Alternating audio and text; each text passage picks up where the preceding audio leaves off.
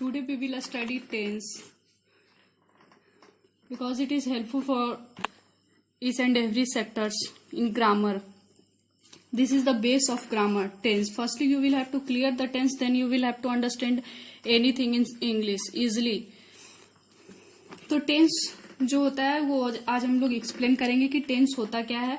तो सबसे पहले टेंस को समझते हैं कि टेंस क्या है. तो टेंस जो है वो काल है, मतलब टाइम को डिनोट करता है, वो होता है टेंस. अब टाइम कितने तरह के होते हैं, किस किस टाइम को क्या कहते हैं, तो यही सारा कैटेगराइज करते हैं, वो टेंस के बेसिस पे ही करते हैं, समय के बेसिस पे ही हम लोग करते हैं.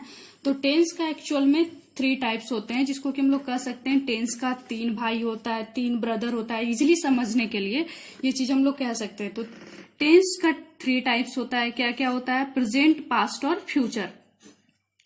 तो प्रेजेंट, पास्ट, फ्यूचर ये बात सभी लोग जानते होंगे. प्रेजेंट, पास्ट, फ्यूचर, ये होता है टेंस का 3 टाइप. आज हम लोग बस एक ही टेंस करने वाले हैं, वो है प्रेजेंट टेंस करने वाले, सिर्फ प्रेजेंट टेंस.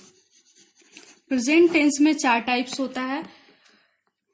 पहला टाइप्स होता है सिंपल प्रेजेंट टेंस, जिसको कि प्रेजेंट इंडेफिनिट भी कहते हैं. दूसरा टाइप होता है प्रेजेंट कंटिन्यूअस. तीसरा टाइप हमारा होता है वो होता है प्रेजेंट परफेक्ट टेंस, परफेक्ट. और जो चौथा होता है वो होता है प्रेजेंट परफेक्ट कंटिन्यूअस.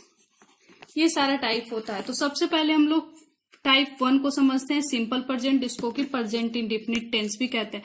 सबसे पहले क्लियर कर लेते हैं कि प्रेजेंट, पास्ट और फ्यूचर टेंस के सेंटेंस को हम लोग कैसे पहचानेंगे, अगर हिंदी में दिया रहा तो या इंग्लिश में दिया रहा तो सिंपली इंग्लिश में पहचानने के लिए हेल्पिंग वर्ब होता है, हिंदी में पहचानने के लिए है होता है.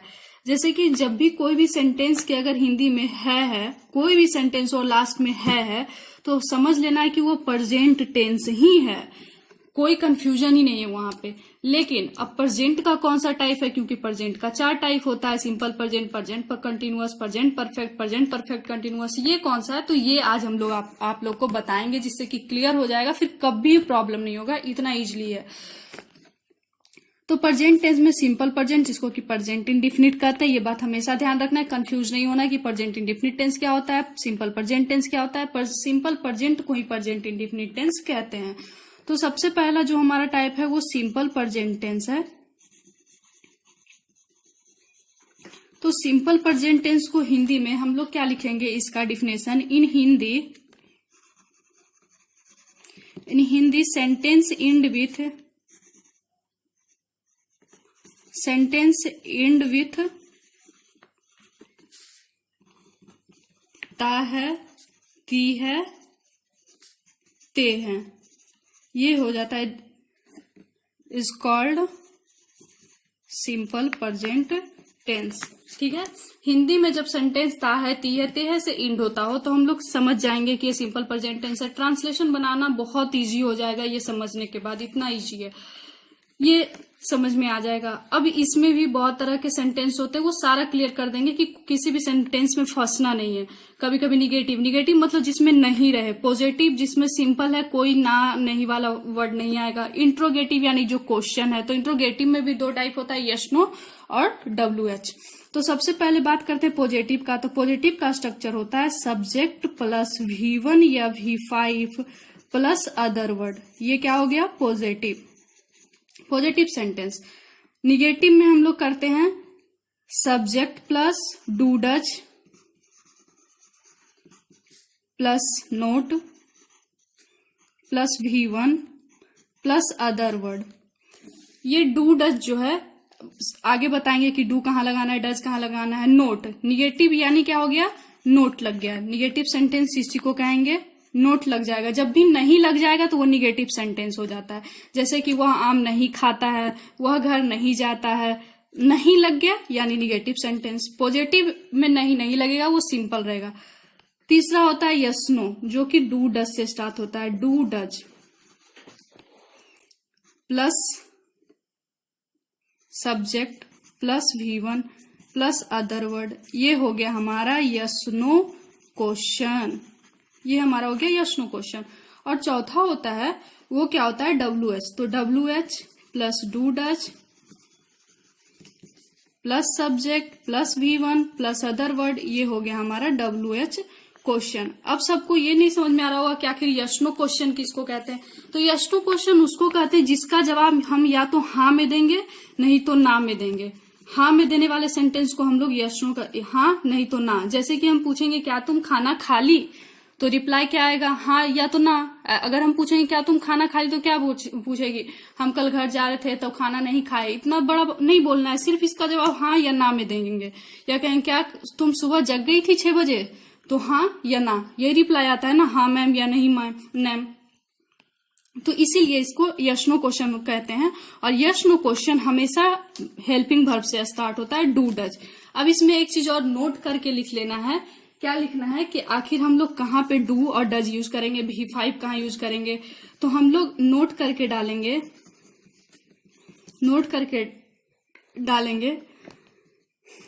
V5 plus does use with third person singular number. अब बहुत बच्चे को ये कंफ्यूजन है कि आखिर थर्ड पर्सन सिंगुलर नंबर किसको कहते हैं। तो ये भी आज हम क्लियर कर देते हैं, थर्ड पर्सन सिंगुलर नंबर किसको कहते हैं। I, V, you,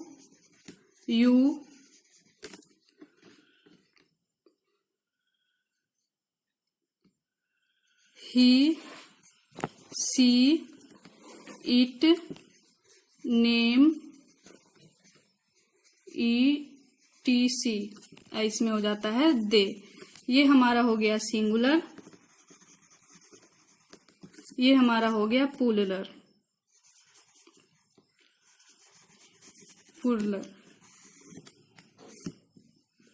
singular plural, ये हो गया हमारा फर्स्ट पर्सन, ये हो गया हमारा सेकंड पर्सन, यहाँ पे कर देंगे पर्सन। ये हमारा हो गया फर्स्ट पर्सन, ये हो गया सेकंड पर्सन, ये हो गया थर्ड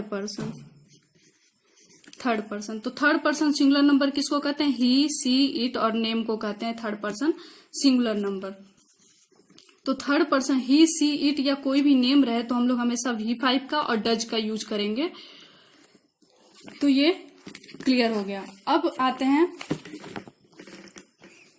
प्रेजेंट। अब ये चारों सेंटेंस पहचानने में बिल्कुल भी प्रॉब्लम नहीं होगा। इंट्रोगेटिव यानी जहां क्वेश्चन मार्क आ गया वो इंट्रोगेटिव सेंटेंस है। इंट्रोगेटिव कैसा वाला है, WH वाला है तो हम लोग इस स्ट्रक्चर से बनाएंगे। अगर यस नो वाला है तो इस स्ट्रक्चर से बनाएंगे। और सिंपली अगर नहीं, निगेटिव सेंटेंस यानी जब नहीं रहे तो वो निगेटिव हो गया। और ये पॉजिटिव तो सबका क्लियर है, जैसे ही goes to Patna, I know you, ये सारा सेंटेंस पॉजिटिव है। निगेटिव जिसमें नहीं रहे, यस नो क्वेश्चन जिसका जवाब हाँ या ना में देंगे। WH क्वेश्चन जिसका WH से what is your name, why are you doing like that, ये सारा WH से जो स्टार्ट होता है वो होता है WH क्वेश्चन। तो यहाँ पे हमारा first person, second person, third person भी क्लियर हो गया। Person first second third, singular और प्लूरल। सिंगुलर में ये होता है, प्लूरल में सिंगुलर में ये, प्लूरल में ये सारा भी क्लियर हो गया। अब हम लोग करते हैं प्रेजेंट का दूसरा टाइप, जिसको करते हैं प्रेजेंट कंटिन्यूअस टेंस। अब इसको कैसे पहचानेंगे कि ये प्रेजेंट कंटिन्यूअस टेंस है, तो सिंपल इसका भी डिफिनेशन वही लिखना है। In Hindi sentence end with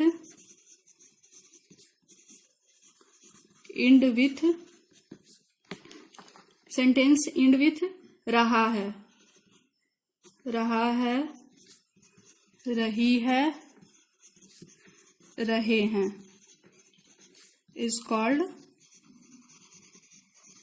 present continuous tense हो गया। अब इसमें भी 4 टाइप होता है। प्रेजेंट कंटिन्यूअस में भी 4 तरह से सेंटेंस बनते हैं, 4 तरह के सेंटेंस होते हैं। सबसे पहले पॉजिटिव, तो उसका स्ट्रक्चर क्या होता है, subject plus is, am, are plus इसमें वर्ब का V4 आ जाता है, V4 प्लस अदर वर्ड। ये हो गया हमारा पॉजिटिव का सेंटेंस। फिर आते हैं निगेटिव में, subject plus is am are plus not लगा देंगे plus V4 plus other word, ये हमारा हो गया निगेटिव। उसके बाद आते हैं हम लोग यस नो क्वेश्चन में। यस नो क्वेश्चन हम क्या बोले, हमेशा हेल्पिंग वर्ब से स्टार्ट होगा। तो हेल्पिंग वर्ब हमारा क्या है, इज एम आर है, तो यहाँ पे हो जाएगा is am are plus subject plus V4 plus other word plus question mark, ये हो गया हमारा यस नो क्वेश्चन। उसके बाद WH क्वेश्चन का बात करेंगे। WH plus is am are plus subject plus V4 plus other word plus question mark, ये हो गया हमारा WH क्वेश्चन। अब इसमें भी नोट करके क्या लिखेंगे, इसमें भी क्या नोट करके लिखेंगे, we use is with third person singular number. सभी को पता है। अब हम लोग क्या करेंगे कि थर्ड पर्सन सिंगुलर नंबर के साथ इज लगाएंगे। बाकी आर हम लोग यू के साथ लगाते हैं, एम के साथ जो है वो एम लगाते हैं, आई के साथ जैसे आई एम, आर लगाते हैं यू के साथ। इज हमेशा किसके साथ लगाएंगे, third person singular number. Third person singular number क्या है, ही सी इट और नेम। तो हमारा प्रेजेंट कंटिन्यूअस टेंस भी हो गया। सेम इसमें भी वही बात है, निगेटिव सेंटेंस जिसमें नहीं लग जाए, इसका इंड होगा, सेंटेंस रहा है रही है, जैसे उसमें इंड होता था ता है तो आएगा ही, सारे में है आएगा क्योंकि ये प्रेजेंट टेंस है। अब कैसे पहचानेंगे, उसके पहले रहा है, रही है, रहे हैं, रहेंगे। और इंग्लिश में कैसे पहचानेंगे, जब हेल्पिंग वर्ब हमारा इज एम आर रहेगा प्लस वर्ब का चौथा फॉर्म होगा। बहुत बच्चे ये भी नहीं जानते कि V4 क्या होता है। तो V4 वो होता है जब वर्ब में ING लग जाता है, वर्ब प्लस ING। जैसे प्ले हुआ हमारा वर्ब, वर्ब क्या है, एक्शन वर्ड है, प्ले। प्ले हमारा वर्ब हुआ तो उसमें ING लगाएंगे तो क्या होगा, PLAYING, प्लेइंग, ये हो गया। तो यही है। अब आते हैं प्रेजेंट परफेक्ट में।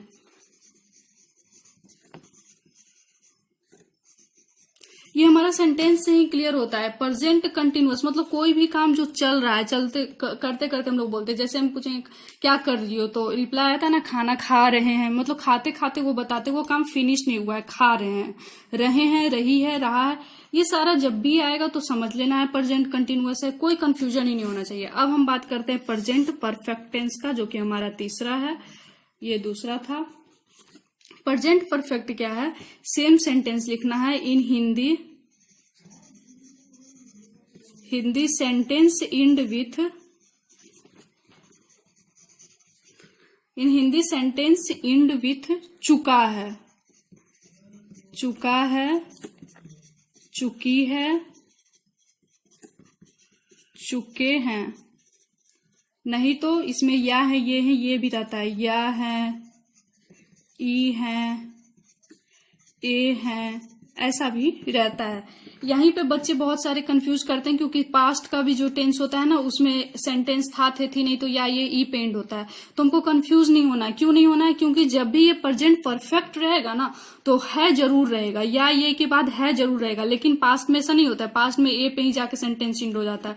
जैसे वह खा लिया, वह खाना खा लिया, वह चला गया, ये यहाँ पे जाके एंड हो जाता है। लेकिन प्रेजेंट परफेक्ट रहेगा तो वो क्या होगा, वह खाना खा लिया है, वह चला गया है जरूर रहेगा। तो यहाँ पे कंफ्यूज नहीं होना है। अब इसमें भी आते हैं, 4 सेंटेंस लिखाता है, वो कैसे, सब्जेक्ट प्लस, इसका हेल्पिंग वर्ब क्या होता है, हैज और हैव होता है। Subject plus has have plus इसमें लगाते हैं V3 प्लस अदर वर्ड। कैसे सेंटेंस के लिए, पॉजिटिव के लिए। निगेटिव के लिए क्या करते हैं, सब्जेक्ट प्लस हैज हैव के बाद नोट लगाएंगे।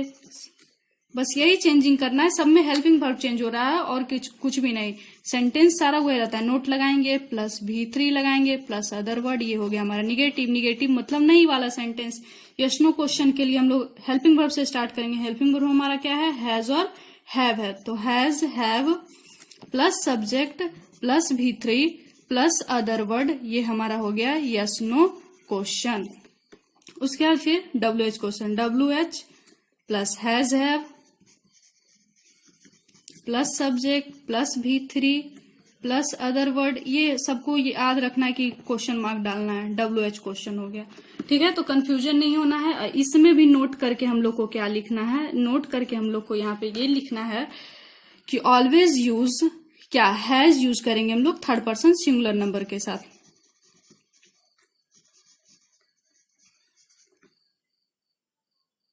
In this sentence has with third person singular number.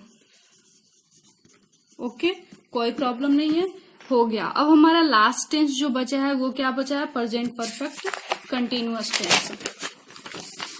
Short form में हम लिखते हैं प्रेजेंट परफेक्ट कंटिन्यूअस। अब ये दोनों में बहुत को प्रॉब्लम आ जाता है, क्या प्रेजेंट कंटिन्यूअस में, क्योंकि यहाँ पे भी रहा है रहता है, और प्रेजेंट परफेक्ट कंटिन्यूअस का भी इंड सेंटेंस होता है रहा है रही है। इसे क्या होता है, in Hindi sentence end with आ रहा है, आ रहे हैं, आ रही है। ठीक है, इसमें भी इसी से इंड होता है, लेकिन हम लोग को दोनों में डिफरेंस क्या है, इसमें सिंपली रहा है रही है, लेकिन यहाँ पे जो है प्रेजेंट परफेक्ट कंटिन्यूअस में क्या होता है कि टाइम दे देता है। क्या दे देता है, टाइम। जैसे कि वह 2 घंटे से खा रहा है, वह सुबह से खाना बना रही है, वह सुबह से पढ़ाई कर रही है, वह 5 घंटे से रो रही है। ये मतलब जब भी टाइम डिनोट कर देना तो सिंपली हम लोग को क्या समझना है कि वो सेंटेंस प्रेजेंट परफेक्ट कंटिन्यूअस का है। ठीक है, अब इसका भी 4 सेंटेंस होता है, वो क्या क्या होता है, सब्जेक्ट प्लस हैज हैव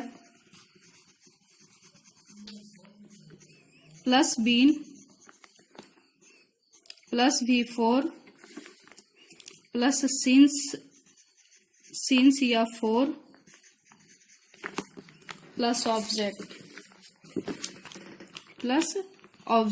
ये होता है हमारा पॉजिटिव के लिए। निगेटिव के लिए क्या होता है, subject plus has have plus not plus been plus V4 plus since या फोर प्लस ऑब्जेक्ट। ये होता है हमारा निगेटिव के लिए। अब बात करते हैं यस नो का। तो यस नो हम लोग हैज हैव से स्टार्ट करेंगे। Has have plus subject plus been plus V4 plus since या फोर प्लस अदर वर्ड। ये हमारा हो जाएगा यस नो क्वेश्चन। उसके बाद WH का भी सेम बात, WH plus has have plus subject plus been plus V4 plus since या for plus other word plus question mark. ये हमारा हो गया WH क्वेश्चन। अब हम लोग को क्या ध्यान रखना है, 2 बात इसमें। तो ये बात हैज कहाँ लगाना है वो तो सभी को पीछे ही क्लियर कर दिए थर्ड पर्सन सिंगुलर नंबर के साथ। इसमें नोट जो है सिंस या फोर में बच्चे को बहुत ज्यादा प्रॉब्लम होता है, सिंस या फोर कब लगाना है। तो सिंस और फोर का यूज पॉइंट ऑफ टाइम के लिए हम लोग करते हैं, पॉइंट ऑफ टाइम के लिए यूज करते हैं, पॉइंट ऑफ टाइम के लिए हम लोग यूज करते हैं सिंस का, और पीरियड ऑफ टाइम के लिए यूज करते हैं हम लोग फोर का।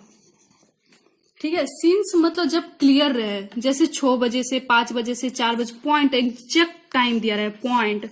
पीरियड मतलब लंबे समय से, क्या लंबे समय से, तो जैसे 5 साल से, वह 5 साल से दिल्ली में रह रहा है।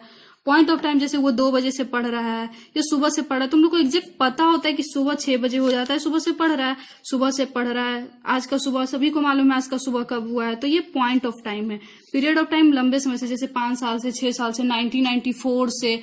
1994 में अब किस मंथ से स्टार्ट किया ये तो नहीं पता है, वहां पे कंफ्यूज नहीं होना है। अगर कहीं रहा है 1994 से वह दिल्ली में रह रहा है या 2005 से वह पटना में रह रहा है, तो कंफ्यूज नहीं होना है। ये भी हमारा पीरियड ऑफ टाइम में ही आता है। क्यों आता है, क्योंकि हमको मंथ क्लियर नहीं किया है, डेट क्लियर नहीं किया है। ये तो बस बता रहा है ना कि उस साल से रह रहा है, या हम 5 साल, तो बात यही हुआ 2015 से 20 यानी 15 साल से रह रहा है, बात यही हुआ ना। इसको ऐसे नहीं लिख के ऐसे लिख दिया है, तो ये पीरियड ऑफ टाइम में ही आएगा। पॉइंट ऑफ टाइम में जैसे 2 PM से या 2 नवंबर 1992 से, ऐसा कुछ एकदम क्लियर है, मॉर्निंग से, तो ये सब के साथ हम लोग सिंस लगाएंगे।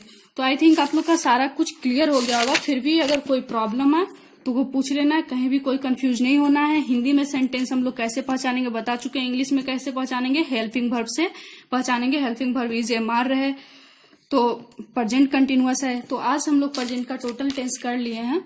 नेक्स्ट करेंगे पास्ट का।